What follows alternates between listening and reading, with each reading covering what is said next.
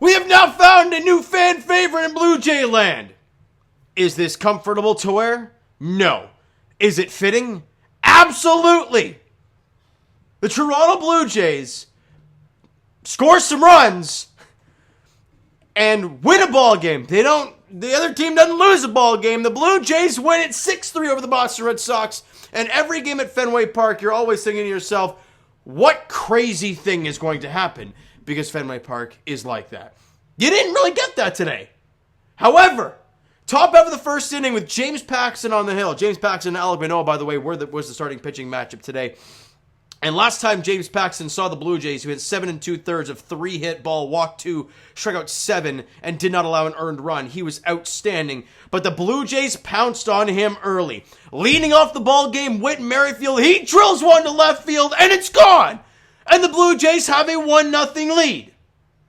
Next batter, Vladimir Guerrero, two batters later. Vladimir Guerrero Jr. at the dish, nobody on, 1 out. Drills one to left center field, and it's gone. The Jays scored 2 runs in the first inning, 2 solo shots, and they're up 2-0. But you can't get too excited because it's Fenway Park and 2 runs, let's be honest, it's not going to hold. So then we go to the top of the second inning. And we talked about it yesterday, Jays fans. We've talked about it a lot recently. And Blue Jays fans all around have been saying it. I've been seeing it all over social media. We're sick and tired of seeing the Kevin Biggio, Santiago Espinal experiments. Give Davis Schneider a shot. And Davis Schneider comes up in his first AB in the big leagues. You know, it's absolutely remarkable. Before we go into his actual at-bat itself, if you're watching the game, you heard the story about Davis Schneider, how Dude Bear almost quit baseball and ended up sticking with it. And clearly, it was a smart move. But this dude reminds you a lot of Kevin Pillar, Jays fans, in the sense that this dude was a 28th round selection in the 2017 draft. Not a lot of the guys from that round make it this far. And his numbers in AAA were outstanding, and he well deserved a call up. We all knew it was coming. It was just a matter of when, and they finally got it done after the abysmal one last night. And Davis Schneider comes up against James Paxton, who he's faced a couple times in the minor leagues. And, well, on a 1-1 pitch, kid puts together probably one of the best moments in his baseball career. And he gets one in the air to left. And back at the wall is Duran, and it's gone! Davis Schneider homers in his first big league at-bats. Look at that smile on his face, rounding third base. Unbelievable moment. Absolute masterpiece. You could have not have drawn it up any better for the Toronto Blue Jays. I'm going to finally take this thing off. It will not stay on, and hey, Davis, how about we don't hit a lot of home runs? Because that's going to hurt a lot. But it's okay. Because the Blue Jays have a 3-0 lead, and Davis Schneider, rocking that insanely perfect mustache, gets his big league home run, his first big league home run on his first at-bat, third pitch he's ever seen, and he takes James Paxton deep at Fenway Park. The bench loving every second of it, and well-deserved for the young right-hander. 28th round pick, almost quits baseball, and in his first at-bat in the big leagues, he goes deep. Congrats to him, and I love his other at-bat where he hits the ground ball, and Luis Arias is lollygagging it, and he beats the plate of first. Love it. It's just a great stuff. It just injected some energy in this team. It really, really did. However, it's only the second inning.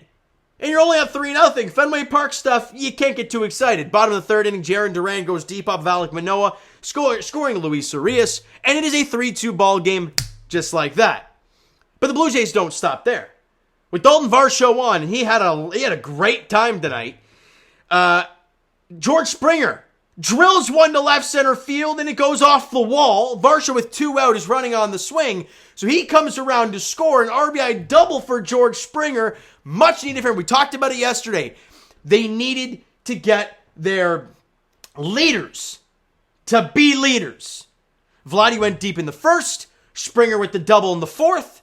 We go to the top of the 6th inning. Dalton Varsho goes deep. He drills one to right field, and it's gone. Another home run for the Blue Jays. They now lead it 5-2. Then, with George Springer getting on base via the walk, Vladdy comes up, and he's a really good AB. And he stays in the breaking ball in the outer half, but he lines it to left center field, and it goes up against the wall. Springer, again, with 2 out, is running on the pitch. He comes around to score. Vladdy into second with a double, and the Blue Jays lead it 6-2. Crazy stuff. Awesome stuff. Then the bottom of the 7th inning, it's unfortunate, right? Manoah's at 6 2/3. Looks like he's going to go 7. You know this is the last batter he's going to see because you're not going to let him face Duran for a 4th time. And he gives up a solo shot to Yu Chang. In my personal opinion, I would have loved him to see it throw a slider in that spot because he's used it so much in the game, and it was very good all game long. But he goes to the fastball. Yu Chang leaves the ballpark, and unfortunately, that's how Manoah's day ends. It's unfortunate, but a really, really good outing for the Big Puma, and we'll talk about him in a second. And then to add some insurance runs, Matt Chapman goes deep to center field, and it's gone. Well, it was right center field. Into the Red Sox bullpen, and the Blue Jays lead it 7-3. And that's all she wrote. No funny business, no weird stuff, and a much, much, much, much needed win for the Toronto Blue Jays today. Let's get to these stats, shall we? Whit Merrifield doing his thing. 2 for 5 with a run scored and an RBI. Great job, Whit. George Springer went 1 for 3 in the ball game, but an RBI double and a walk. So really good day in the office for George Springer. He'll take that any day of the week. Vladdy, a multi-hit game. 2 for 5 with a run scored, 2 RBIs, and a home run for him. Much needed there. Danny Jansen in the 4-hole. John Schneider, I love it, man. The most clutch hitter you have in the team. The guy that you trust with really the most raw power. And at Fenway Park to right field, give me some Danny Jansen in the 4-hole. He goes 2 for 5 in the game. Kirky gets a hit. He was 1 for 5. Also a couple double plays. It's just what else is new with Kirk. If it ain't a line drive somewhere, it's a ground ball double play. Matt Chapman had a multi-hit game. 2 for 4 with a run scored and an RBI. Obviously the home run that he hit. And Davis Schneider, in his big league debut, goes 2 for 5 with a run scored and RBI. And the strikeout looked a little too aggressive there. But God, it's his big league debut. I can't get on him for it. Paul DeYoung, 0 for 4 with a couple strikeouts. He's not there for his bat, pretty evidently.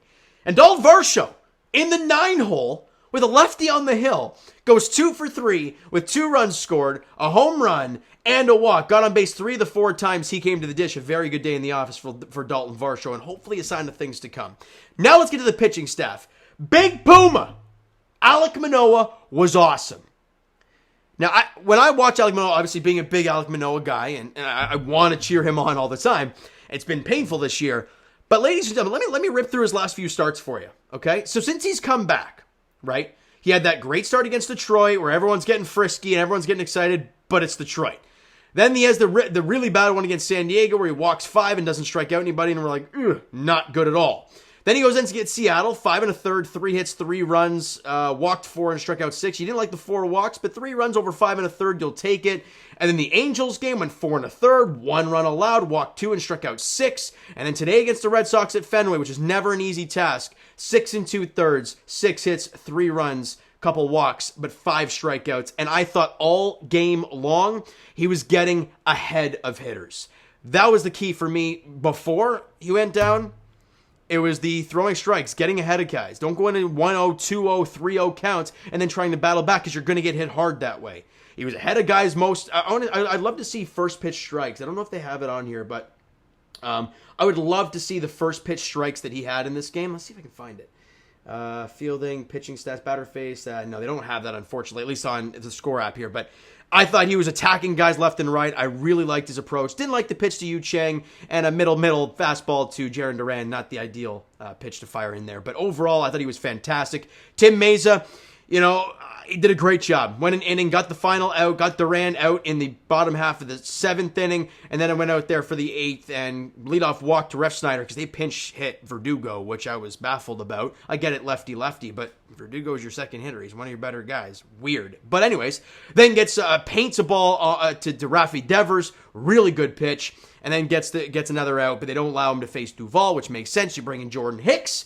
And he picks up the save, getting the 4-out save with a strikeout, no base runners reach there, and a clean job for them. Really good day in the office for the Blue Jays. You have 14 hits today. You only struck out 6 times. You walked 3 times. Your starter was great. Your bullpen was sound. You only had to use 2 bullpen arms as well.